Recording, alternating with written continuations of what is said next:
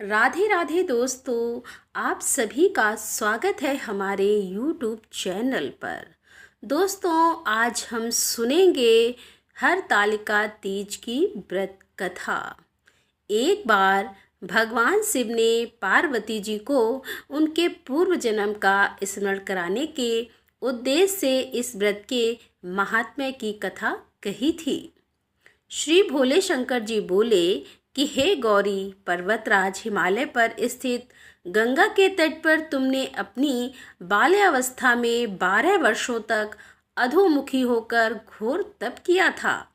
इतनी अवधि तुमने अन्न ना खाकर पेड़ों के सूखे पत्ते चबाकर व्यतीत किए। माघ की विकराल शीतलता में तुमने निरंतर जल में प्रवेश करके तप किया और वैशाख की जला देने वाली गर्मी में तुमने पंचाग्नि से शरीर को तपाया। श्रावण की मूसलाधार वर्षा में खुले आसमान के नीचे बिना अन्न जल ग्रहण किए समय व्यतीत किया। तुम्हारे पिता तुम्हारी कष्ट साध तपस्या को देखकर बड़े दुखी होते थे। उन्हें बड़ा क्लेश होता था। तब एक दिन तुम्हारी तपस्या तथा पिता के कलेश को देखकर नारद जी तुम्हारे घर पधारे। तुम्हारे पिता ने हृदय से अतिथि सत्कार करके उनके आने का कारण पूछा।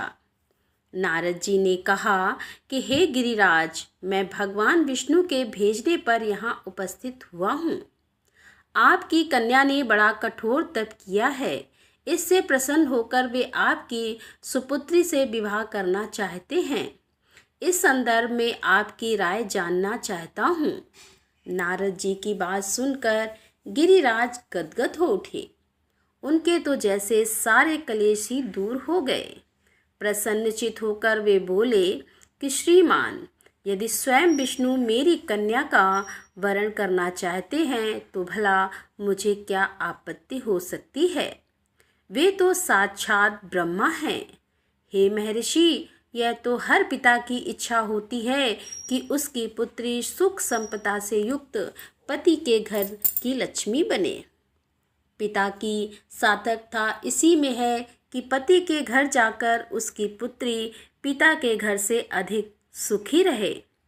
तुम्हारे पिता की स्वीकृति पाकर नारद जी विष्णु के पास गए और उनसे तुम्हारे विवाह के निश्चित होने का समाचार सुनाया। मगर इस विवाह संबंध की बात जब तुम्हारे कान में पड़ी तो तुम्हारे दुख का ठिकाना ना रहा। तुम्हारी एक सखी ने तुम्हारी इस मानसिक दशा को समझ लिया और उसने तुमसे उस विक्षिप्तता का कारण जानना चाहा। तब तुमने बताया, मैंने सच्चे हृदय से भगवान शिव शंकर का वरण किया है, किंतु मेरे पिता ने मेरा विवाह विष्णु जी से निश्चित कर दिया। मैं विचित्र धर्म संकट में हूँ। अब मैं क्या करूँ? प्राण छोड़ देने के अतिरिक्त अब कोई भी उपाय शेष नहीं बचा है। तुम्हारी सखी बड़ी ही समझदार और सूझबूझ वाली थी। उसने कहा कि सखी, प्राण त्यागने का इसमें कारण ही क्या है। संकट के मौके पर धैर्य से काम लेना चाहिए। नारी के जीवन की सार्थकता इसी में है कि पति रूप में हृदय जिसे एक बार स्वीकार कर लिया वह जीवन पर्यंत उसी से निर्वाह करे।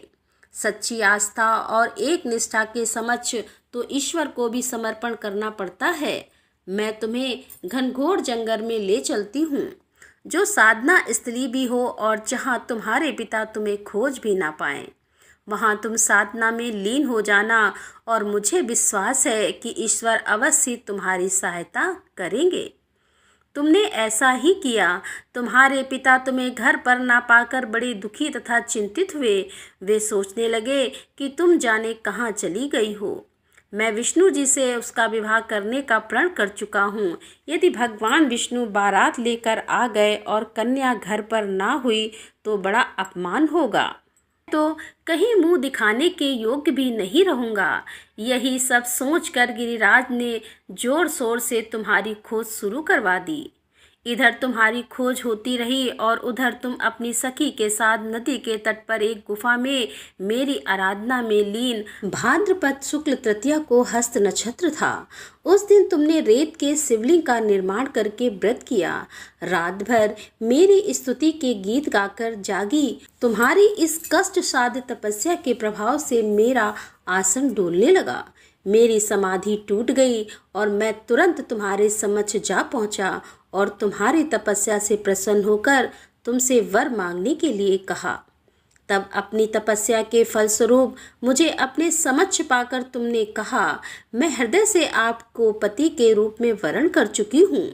यदि आप सचमुच मेरी तपस्या से प्रसन्न होकर आप यहाँ पधारे हैं तो मुझे अपनी अर्धांगिनी के रूप में स्वीकार कर लीजिए। तब मैं तथास्तु कह कर कैलाश पर्वत पर लौट आया।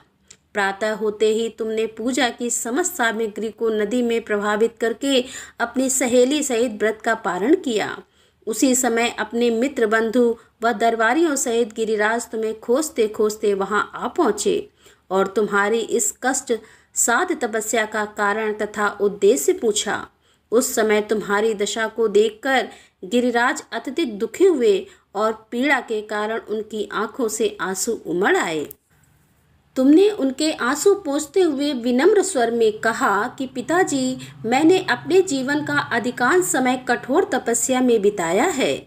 मेरी इस तपस्या का उद्देश्य केवल यही था कि मैं महादेव को पति के रूप में पाना चाहती थी।